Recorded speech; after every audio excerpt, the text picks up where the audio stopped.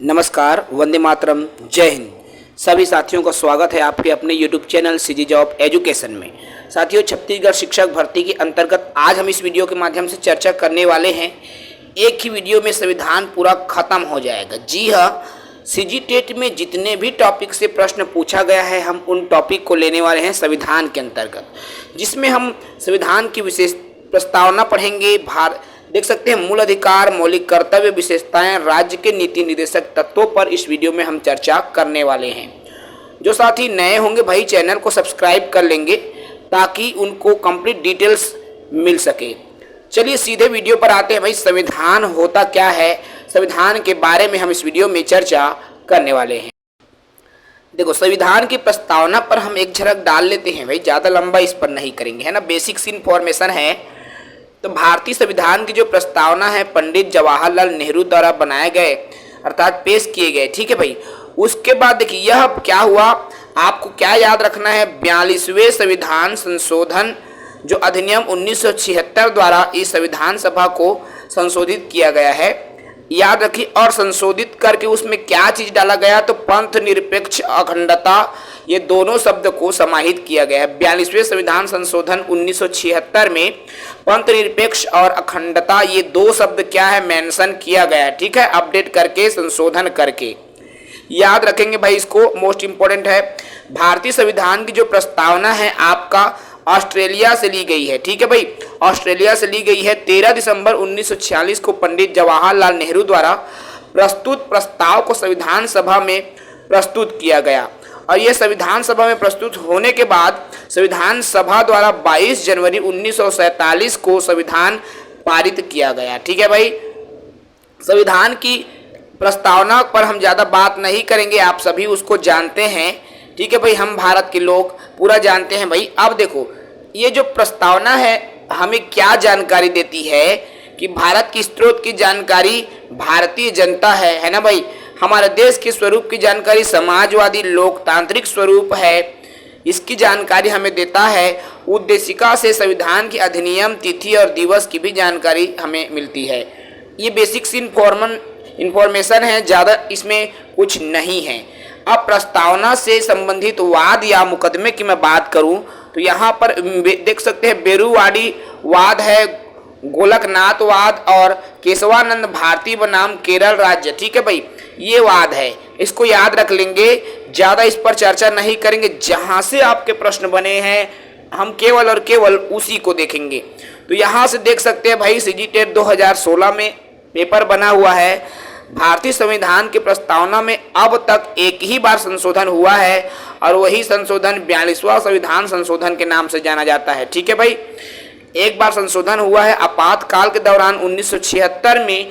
42वां संविधान संशोधन के तहत समाजवादी और धर्मनिरपेक्ष तथा राष्ट्र की एकता एवं अखंडता को जोड़ा गया है। मोस्ट इंपोर्टेंट है भाई, ये सीजी टेट में आ चुका है और इसको आप रट लेंगे, यहाँ से 2D पॉइंट है भाई, ठीक है। अब ये प्रस्तावना में जो उल्लेखित महत्वपूर्ण शब्द है उसकी मैं बात करूं तो हम भारत के लोग, यहाँ से प्रश्न बना है भाई। संविधान की प्रस्तावना का जो प्रारंभ है हम भारत के लोग से किया गया है। इससे यह प्रदर्शित होता है कि भारत की जनता ही राजनीतिक शक्ति है, ठीक है भाई। अर्थात पूरी जो शक्ति है भारत की जनता के पास है, संविधान के मूल स्रोत है, ठीक है भाई। ये प्रश्न सीजी व्यापम में 2012 में पूछा जा चुका है भाई, इंपॉर्टेंट है, याद रखेंगे।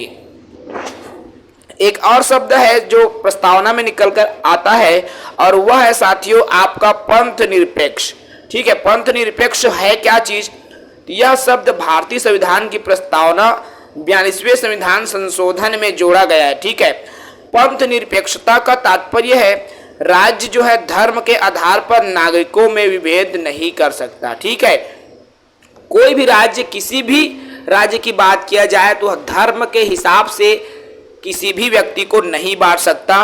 राज्य का कोई धर्म नहीं होता, राज्य का एक ही धर्म होता है, वो होगा सर्वधर्म समभाव, है ना भाई। कोई दूसरा धर्म नहीं होगा, सभी धर्मों का आदर किया जाएगा, सभी राज्यों का ये उद्देश्य है, ठीक है भाई। पंथ निरपेक्षता भारत के संविधान का एक अभिन्न अंग माना गया है, ठीक है। और ये भी प्रश्न आपके सीजी टेट 2012 में पूछा गया है साथियों। ठीक है भाई, मनुष्य एवं भगवान के संबंध में आधारित नहीं है।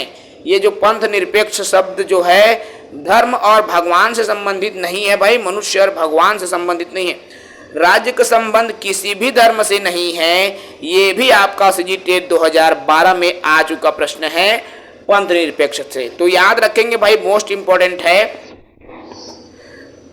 बात करूं मैं यहां पर एकता और अखंडता की, तो ये भी शब्द उल्लेखित है प्रस्तावना में। ठीक है, संविधान की प्रस्तावना में उल्लेखित एकता का अर्थ है राष्ट्रीय एकता, अर्थात जहां अलग अलग जाति, धर्म और भाषा के लोग हैं। आप सभी जानते हैं भाई, हमारे देश में कई प्रकार की भाषा बोले जाने वाले लोग हैं, विविध प्रकार की जातियों के लोग हैं और धर्म में भी बटे हुए हैं। फिर भी हमारे देश में यहाँ एकता संरक्षित है, अर्थात सभी धर्म, सभी जाति, सभी भाषाओं के लोग होने के बाद भी सभी एक साथ मिलकर रहते हैं और यही एकता और अखंडता की पहचान है। ठीक है साथियों, अगला हम बात करें संपूर्ण प्रभुत्व संपन्न राज्य। यहाँ से इंपॉर्टेंट नहीं है भाई, गणराज्य शब्द को एक बार आप रिपीट कर लेंगे, इंपॉर्टेंट है भाई। यहाँ से सीजीटेट में तो आया नहीं है लेकिन अन्य एग्जाम्स में आ चुका है। तो गणराज्य में राज्य की सर्वोच्च शक्ति जो है जनता के पास है। ठीक है भाई, अर्थात भारत का जो राष्ट्र अध्यक्ष निर्वाचित होगा, अनुवंशिक नहीं। देखो मतलब कहने का तात्पर्य है साथियों, जो भारत के जो प्रमुख मुखिया जिसे कहें, राष्ट्र अध्यक्ष जिसे कहें, उसको मताधिकार द्वारा निर्वाचित किया जाएगा, न कि वंश के माध्यम से जो राजा प्रजा लोग होते हैं ना, वैसा नहीं होगा। ठीक है, ये गणराज्य है और भारत एक गणराज्य है। और क्यों गणराज्य है? यहाँ पर कोई भी पद जो है वंशानुगत नहीं है। पीढ़ी दर पीढ़ी अगर मेरे दादाजी यहाँ के राजा थे तो पिता भी राजा थे, मैं भी राजा बनूंगा, मेरा बेटा भी राजा बनेगा, मेरा नाती छंती पंती खंती नंती जो भी है सब राजा बनेंगे, ऐसा कतई नहीं होगा भाई। ये गणराज्य है, वंशानुगत शासन प्रणाली नहीं चलेगी। राष्ट्रपति निर्वाचित होगा। ठीक है भाई, राष्ट्रपति एक निश्चित अवधि के लिए निर्वाचित होगा, इसमें भी स्पष्ट उल्लेख है, एक नियत समय के लिए वो निर्वाचित रहेगा। इसलिए अगर कोई एक बार हमारे देश के सीएम बन गया भाई, वो जीवन भर सीएम नहीं रहता, हर 5 साल बाद उनकी चुनाव होती है। और क्यों होती है? क्योंकि यही तो गणराज्य है हमारे देश का। समझ रहे हैं साथियों? समाजवादी की बात कर लूँ तो इसकी प्रस्तावना 42वें संविधान संशोधन अधिनियम 1976 में शामिल किया गया है। ठीक है भाई, चलिए अगला जिस पर हमें बात करनी है, देखो भाई, एकता अखंडता के बाद में हमको गणराज्य, देखो जो इंपॉर्टेंट है ना हम उसी को लेके चल रहे हैं भाई। ठीक है, चलिए अभी संविधान की प्रस्तावना में बस यही से क्वेश्चन बना है अभी तक। अब भारतीय संविधान की मैं विशेषताओं पर एक झलक डालूं, उसके विशेषता क्या हो सकते हैं भाई, तो आपको स्क्रीन पर सभी चीजें दिखेंगी, क्लियरली दिखेंगी। देखो भाई, एक तो है भाई एकात्मक तत्व जो कि केंद्र के लिए है, और संघात्मक तत्व जो कि केंद्र और राज्य के लिए है। सबसे पहले मैं बात करूं केंद्र के लिए, केवल केंद्र के लिए, तो यहाँ पर एकल नागरिकता है, एकल न्यायपालिका है भाई केंद्र में, जान रहे हैं सुप्रीम कोर्ट नाम सुने होंगे, एक सर्वोच्च न्यायालय है, जान रहे हैं भाई सुप्रीम कोर्ट है ना। तो एकल संविधान है, संविधान सिर्फ एक ही है हमारे देश में, और ये सीजी व्यापम में 2016 में आ चुका है भाई। एकीकृत न्याय प्रणाली है।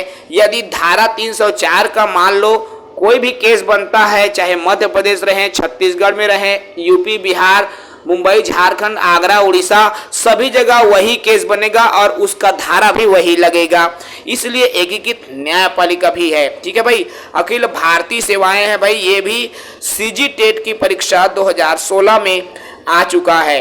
ठीक है भाई, राज्यों में ही राज्यपाल की, देखो भाई, राज्यपाल की नियुक्ति राज्य में होगी और केंद्र में राष्ट्रपति की नियुक्ति होती है। ठीक है भाई, आपातकाल भी किया जा सकता है, ये भी यहाँ पर उल्लेख किया गया है। ठीक है साथियों, उसके बाद हम एक झलक डाल लेते हैं यहाँ पर संघीय तत्व की या संघात्मक तत्व की, जो केंद्र और राज्य दोनों के लिए होता है। तो भारत का जो संविधान क्या है भाई, लिखित संविधान है और अत्यंत कठोर है भाई, कठोर संविधान है। संविधान ही सर्वोच्च है, सुप्रीम है भाई संविधान। ठीक है भाई, शक्ति पृथक्करण है संविधान की, ये उल्लेखित किया गया है। तो इन चीजों को आपको ध्यान देना होगा। अब हम एक झलक डालते हैं मूल अधिकार पर। आखिर मूल अधिकार में कहां से क्वेश्चन बना हुआ है साथियों। मूल अधिकार पर बहुत ज्यादा प्रश्न बना हुआ है, फंडामेंटल राइट पर बहुत ज्यादा प्रश्न बना हुआ है। तो मौलिक अधिकार वे अधिकार जो कि नागरिकों के नैतिक, बौद्धिक और आध्यात्मिक विकास के लिए आवश्यक होता है, इन्हीं अधिकारों को मूल अधिकार कहा जाता है साथियों। और मूल अधिकार पर अंकुश नहीं लगाया जा सकता, प्रतिबंध नहीं लगा सकता है। भारतीय संविधान में उल्लेखित जितने भी अधिकार है वही मूल अधिकार है साथियों। क्योंकि देखो, भारतीय संविधान मूल अधिकार संविधान में उल्लेखित है, ये संविधान में उल्लेखित है, इसलिए ये मूल अधिकार है, व्यक्तित्व के विकास के लिए आवश्यक है। ठीक है भाई, इन अधिकारों के विरुद्ध कोई भी संसद कानून नहीं बना सकती और यह संविधान के मूल अध्याय में लिखा गया है, यह न्यायपालिका द्वारा संरक्षित की गई है। और ये जो बिंदुएं मैंने अभी बताया वो आप देख पा रहे हो सीजी टेट 2021 में, सीजी टेट 2021 में लगातार ये 3 प्रश्न यहाँ से बने हुए हैं भाई मूल अधिकार से। तो याद रखेंगे, टीटी में जब मूल अधिकार से प्रश्न बना है तो आपके शिक्षक भर्ती में भी जाहिर है यहाँ से प्रश्न संभावना है पूछा जा सकता है।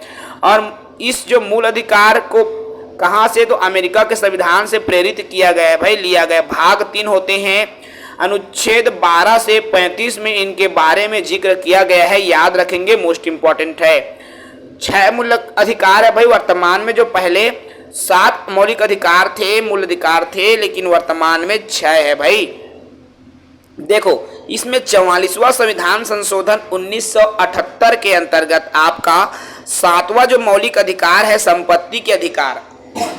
ठीक है भाई, तो संपत्ति के अधिकार को पूरी तरीके से समाप्त कर दिया गया था। ठीक है, अतः वर्तमान में 6 ही अधिकार मूल अधिकार है, याद रखेंगे भाई, ये इंपॉर्टेंट है। ठीक है साथियों, चलिए समझ में आना चाहिए भाई, चीजें क्लियर होना चाहिए, तब मजा भी आता है। ठीक है ना, हाँ चलिए, वेरी गुड। अभी अगले बिंदु पर हम आ जाते हैं, जो इम्पोर्टेंट फैक्ट है, इम्पोर्टेंट बिंदु है भाई, जिस पर हमको बात करने की जरूरत है। तो सबसे जरूरी चीजें हम यहाँ से निकल कर आती है, राज्य की क्या परिभाषा दी गई है भाई मौलिक अधिकार में। तो देख सकते हैं राज्य की यहाँ पर परिभाषा दी गई है कि इसमें एक संसद होगा, राज्य का विधानमंडल होगा, संघीय कार्यपालिका, राज्य कार्यपालिका होगा और भारत के स्थानीय अधिकारी भी होंगे। ठीक है भाई, भारत सरकार का नियंत्रणाधीन समस्त स्थानीय प्राधिकरण होगा। और ये आपका पटवारी के एग्जाम में यहाँ से प्रश्न धड़ाधड़ तरीके से बना है भाई, याद रख लेंगे भाई इस टॉपिक को। ये टॉपिक जबरदस्त है, इंपॉर्टेंट है, प्रश्न बना हुआ है। ठीक है साथियों, चलिए उसके बाद हम बात कर ले थोड़ा सा। देखो, यहाँ से इम्पोर्टेंट नहीं है भाई, जो इम्पोर्टेंट है हम उस पर चर्चा कर रहे हैं, उस पर बात कर रहे हैं। तो यहाँ हम बात कर लेते हैं एक झलक शिक्षा के अधिकार पर। शिक्षा का जो मौलिक अधिकार है, तो इनका जिक्र कहाँ और किसमें किया गया है भाई, एक झलक डाल लीजिए। तो शिक्षा के मौलिक अधिकार के बाद देखो, अनुच्छेद 21 क में शिक्षा एक मौलिक अधिकार है। अनुच्छेद 21 का याद रखेंगे भाई, निःशुल्क एवं अनिवार्य शिक्षा की बात भी कही गई है ना, राइट टू एजुकेशन। चलिए भैया, क्या है 86वां संविधान संशोधन 2002 के तहत इसको जोड़ा गया है भाई। 6 से 14 वर्ष तक के बच्चों को निःशुल्क एवं अनिवार्य शिक्षा के अधिकार सुनिश्चित कराना इसका उद्देश्य है। अनुच्छेद 21 का को प्राप्त करने से पहले मौलिक कर्तव्य 11वां निर्वहन करना आवश्यक है। ठीक है भाई, याद रखेंगे भाई, शिक्षा के अधिकार, मौलिक अधिकार को जरूरी है भाई। आप शिक्षा विभाग से जुड़ने जा रहे हो, ये प्रश्न आ सकते हैं। ठीक है भाई, संपत्ति के अधिकार पर भी मैं एक झलक डालूं तो ये पहले 7 मौलिक अधिकार हुआ करता था, जो कि अब कट के सिर्फ और सिर्फ 6 हो चुका है। फिर भी यहाँ से प्रश्न आपके बन सकते हैं। अनुच्छेद 31 में जो है 31 में संपत्ति का जो अधिकार है वो समाप्त हो चुका है भाई, जो अनुच्छेद 21 में उल्लेखित था। तो देखिए, इस अधिकार को मूल अधिकार के अनुच्छेद 19(1) के च और अनुच्छेद 31 में रखा गया था, परंतु 44वें संविधान संशोधन 1978 द्वारा इसको पूरी तरीके से निरस्त कर दिया गया है।